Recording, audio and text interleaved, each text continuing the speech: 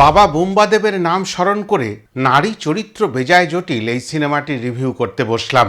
তাকে স্মরণ করেই বলতে হবে অনবদ্য একটি বাংলা সিনেমা বছরের প্রথম ভাগেই আমাদের কাছে উপহার হিসাবে তুলে দিতে সক্ষম হলো অঙ্কুশ হাজরা মোশন পিকচার্স।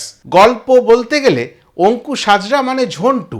তার জীবনে অনেকগুলি নারী রয়েছে, সব নারীরাই তাকে ব্যতিব্যস্ত করে রেখেছে।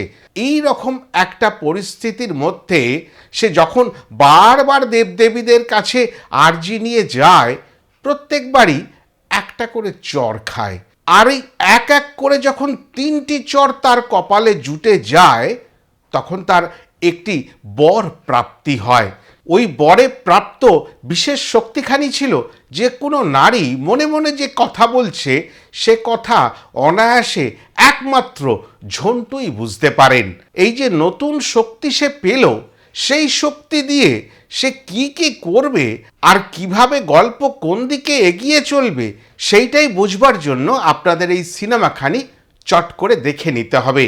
এই সিনেমা একেবারে শুরুর দৃশ্য থেকে আপনাকে আনন্দ দিতে চাইবে।